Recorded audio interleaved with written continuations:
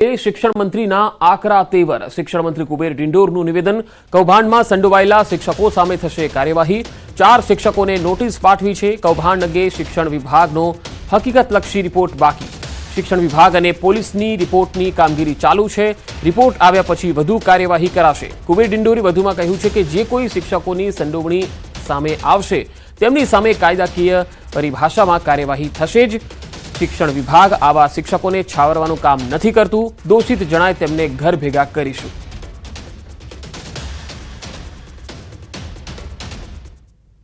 વધુ વ્યાજ આપવાની લોભ લાલચ આપીને લોકોને ઠગવાનું કામ કર્યું છે ને એમાં અમારા શિક્ષક મિત્રો જોડાયેલા છે એમાં 4-5 ની અમે વેરીફાઈ કર્યું છે પણ બીજા કેટલાક હશે એ હકીકતલક્ષી રિપોર્ટ પૂરો મેળવીને આવનારા સમયમાં નિયમ અનુસાર કાયદેસરની કાર્યવાહી કરીને જે કંઈ કરવાનું થાય કાયદાની પરિભાષામાં તમામ અમે કરીશું જૂનાગઢમાં સત્તાધારના મહંત સામે આરોપનો જે મામલો હતો વિસાવદર પોલીસે ભાવનગર જઈ અને નીતિન ચાવડાનું નિવેદન લીધું છે પોતાના સગા ભાઈ મહંત વિજય બાપુ પર તેમણે ગંભીર આક્ષેપો લગાવ્યા હતા પોલીસે અરજીના આધારે હવે વધુ તપાસ શરૂ કરી દીધી છે पुलिस को 4 और 7 नवंबर को 2 अर्जियां प्राप्त हुई थी जिसमें सत्ताधार गादीपति महंत के खिलाफ नितिन भाई चावड़ा द्वारा कुछ आरोप लगाए गए थे पुलिस ने अर्जी को संज्ञान में लिया लगाए गए आरोपों की बारीकी एवं निष्पक्षता से जांच अभी जारी है यदि जांच के दौरान किसी भी प्रकार के कॉग्निजेबल ऑफेंस के घटित होने की पुष्टि होती है तो रेलिवेंट सेक्शंस में पुलिस द्वारा उचित कार्रवाई की जाएगी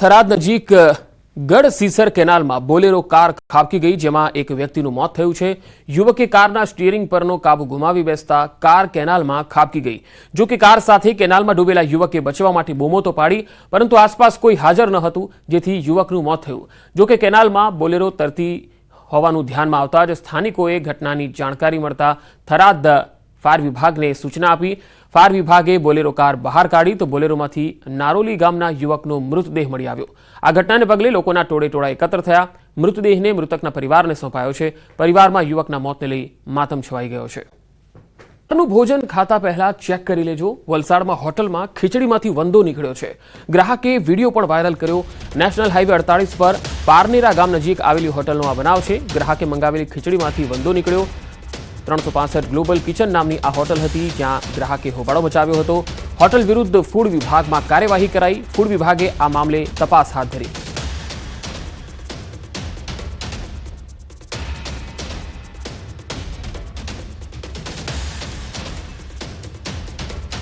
તો ફૂડ વિભાગને ફરિયાદ બાદ હવે તપાસ થઈ છે ગ્રાહકે જે ખીચડી મંગાવી હતી એ ખીચડીમાંથી વંદો નીકળ્યો હતો બહારનું ભોજન જે લોકો ખાવાના શોખીન છે એ લોકોએ ખરેખર ભોજન ખાતા પહેલા ખૂબ જ ધ્યાન રાખવું ચેક કરી લેવું ઠંડી કે આખે આખો ધોધ જામી ગયો ધોધ આખો બરફ થઈ ગયો જમ્મુ કાશ્મીરના ગુલમર્ગની તળેટીમાં આવેલા દુરંગ ખાતેનો ધોધ શૂન્યથી નીચે તાપમાન વચ્ચે સંપૂર્ણપણે થીજી ગયો આ ઠંડા ધોધને જોવા માટે મોટી સંખ્યામાં પ્રવાસીઓ અહીં આવી રહ્યા છે આ પ્રવાસીઓનું કહેવું છે કે તેઓ આ સુંદર નજારાને તેમના જીવનમાં એક નવો અનુભવ માને છે અને તેઓ આવો નજારો પહેલી વખત જોઈ રહ્યા છે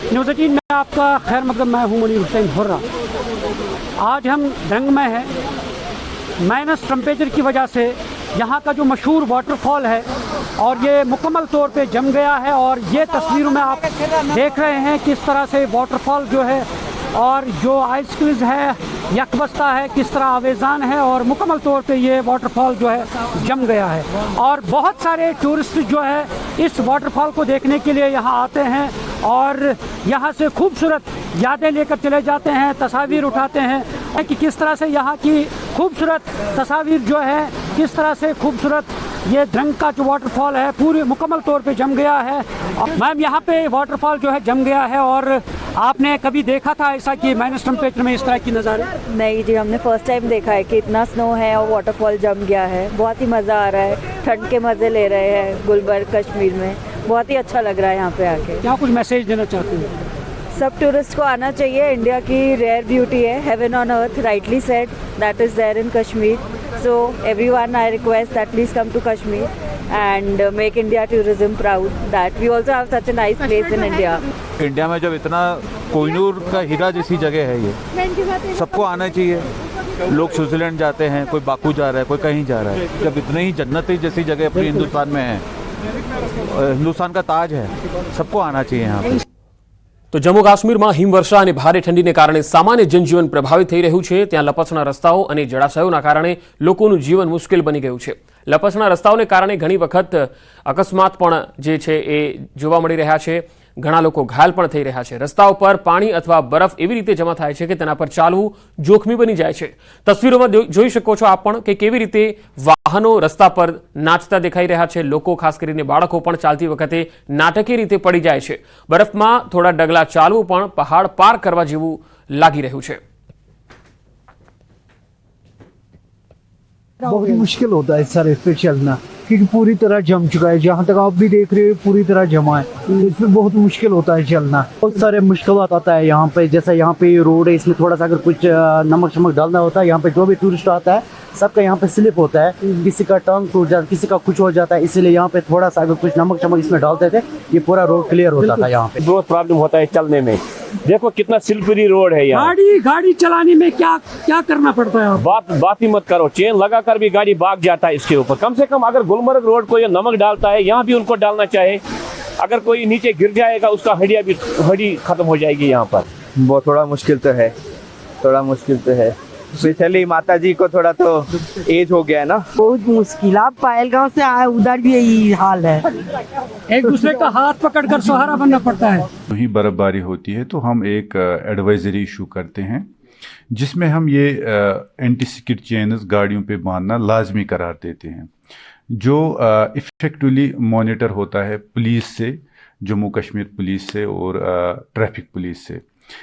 हम यहाँ पे जो हमारे 2 एरियाज़ हैं, एक है गुलमर्ग और दूसरा द्रंग है, हम ये इंश्योर करते हैं कि किसी भी गाड़ी को एंटी स्किड चेन के बगैर वहाँ जाने नहीं दिया जाता है। हालात इस द्रंग में बने हुए हैं, किस तरह से फिसलन पैदा हो गया है, ये काफ़ी मुश्किलात पेश आ रहे हैं। और ड्राइवर जो है और अपनी जान जोखिम में डालकर चलने की कोशिश करते हैं कि यहाँ कभी भी किसी को भी कोई भी हादसा होता है। और यहाँ से ये तस्वीर देखिए, ये गाड़ी का ड्राइवर जो है अब ये भी परेशान है। अब इसको मुश्किलात पेश आ रहे हैं कि गाड़ी चलाने में, गाड़ी को किसी तरह किसी जगह ठिकाने लगाने में, और ये मुश्किलात बने हुए हैं इस रोड पे। अब ज़रूरत है कि जिस तरह गुलमर्ग रोड पे नमक डाला जाता है, इसी तरह इस रोड पे भी चलने के लिए नमक डालना चाहिए, ताकि ये बर्फ़ पिघल जाए और लोगों को जो मुश्किलात पेश आ रहे हैं चलने फिरने में, वो मुश्किलात हल हो सके। न्यूज़ 18 जम्मू कश्मीर के लिए मैं द्रंग से मुनीर हुसैन हुर्रा। પર્વતીય પ્રદેશમાં હાલ કાતિલ ઠંડીનો પ્રકોપ છે।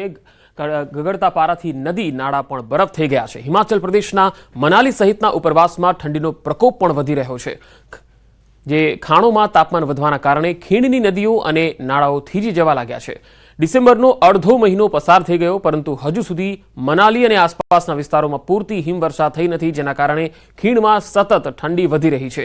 તાજેતરમાં અટલ ટનલ રોહતાંગ સહિત મનાલી અને આસપાસના વિસ્તારોમાં હવામાન બદલાયું હતું અને ત્યાં હળવી હિમવર્ષા થઈ હતી, જેના કારણે ખીણમાં ચાલી રહેલા દુષ્કાળમાંથી લોકોએ રાહતનો શ્વાસ લીધો। પરંતુ ત્યારબાદ ઠંડીમાં એકાએક વધારો થયો છે। મનાલીમાં દરરોજ સવાર સાંજ તાપમાનમાં ઘટાડો જોવા મળે છે, જેમાં રોહતાંગ, કોકસર વગેરેમાં તાપમાન વધવાના કારણે નદી નાળાઓમાં પણ પાણી જામવા लाग्યું છે। रात का टेम्परेचर इस वक्त -17 जा रहा है जी बाहर का, और -11 के आसपास अंदर का।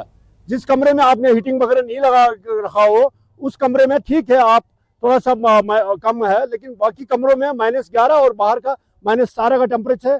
बाहर पानी के सारे जो जितने भी हमारे टूटियां हैं, नलके हैं, जो डायरेक्ट पानी आने का किचन में व्यवस्था है, वो बाथरूम से आने का, टंकी से बाथरूम तक आने का, सारे पानी का जो है नालियां जो है, नलके जो है जम चुकी है।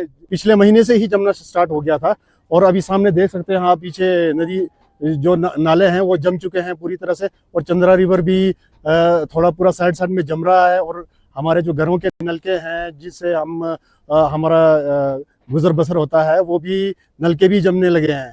ठंडी तो बीजी तरफ परेश गोस्वामीए करी मावठानी आगाही। શીતલહેરના સુસવાટાએ રાજ્યમાં કાતિલ ઠંડીનો કહેર વર્તાવ્યો. કેટલાક દિવસથી રાજ્યના મોટાભાગના વિસ્તારો ઠંડીમાં ઠૂંઠવાયા. જો કે હાડ થીજવતી આ ઠંડી વચ્ચે હવામાન નિષ્ણાત પરેશ ગોસ્વામીએ ડરામણી આગાહી કરી છે. પરેશ ગોસ્વામીએ ડિસેમ્બરના અંતમાં હવામાનના પલટા સાથે માવઠાની આગાહી કરી. આગામી 21 થી 24 ડિસેમ્બર દરમિયાન દક્ષિણ ગુજરાત અને સૌરાષ્ટ્રમાં કમોસમી વરસાદ ખાબકી શકે છે. બંગાળની ખાડીની મજબૂત સિસ્ટમની અસર સૌરાષ્ટ્રના દરિયાકાંઠાના વિસ્તારમાં પણ થવાની શક્યતા છે.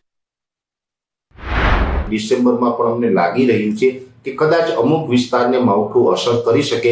જો કે અત્યારે આપણે લાંબા ગાળાનું અનુમાન છે એટલે એટલું ચોક્કસ ન કહી શકાય કે આ માવઠું થશે, પણ શક્યતાઓ અત્યારે માનીને ચાલવાનું છે. જો ડિસેમ્બરમાં માવઠું થાય તો લગભગ મારું એવું માનવું છે કે 21 થી લઈને 24 ડિસેમ્બર સુધીમાં રાજ્યના અમુક વિસ્તારમાં માવઠું થઈ શકે છે અને કદાચ થાય તો પણ દક્ષિણ ગુજરાત અને સૌરાષ્ટ્રના દરિયાઈ કાંઠાના ભાગોને કદાચ એ અસર કરી શકે છે.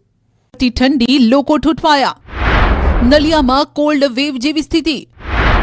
માઉન્ટ આબુમાં જામ્યો બરફ. છેલ્લા એક અઠવાડિયાથી રાજ્યમાં કાતિલ ઠંડી અને સુસવાટા ભર્યા પવનોએ લોકોને ઠૂંઠવી નાખ્યા. શિયાળો જામતા જ વાતાવરણમાં પલટો આવ્યો અને હાડ થીજવતી ઠંડી પડી રહી છે.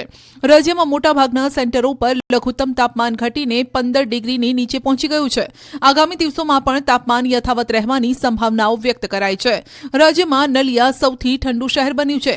નલિયામાં લઘુત્તમ તાપમાન ઘટીને 6 ડિગ્રી સેલ્સિયસે પહોંચ્યું. આ સિવાય અમદાવાદમાં સૌથી નીચું લઘુત્તમ તાપમાન 13 ડિગ્રી અને ગાંધીનગરમાં 11 ડિગ્રી સેલ્સિયસ નોંધાયું. રાજ્યમાં સૌરાષ્ટ્ર કચ્છના ભુજ, નલિયા, કંડલા, અમરેલી, રાજકોટ, સુરેન્દ્રનગર, મહુવા, કેશોદમાં લઘુત્તમ તાપમાન 15 ડિગ્રી સેલ્સિયસની નીચે નોંધાયું છે. આગામી 7 દિવસ ગુજરાતનું હવામાન સૂકું રહેવાની સંભાવના છે. આ દરમિયાન વરસાદ કે કોલ્ડ વેવની કોઈ ચેતવણી નથી અપાઈ.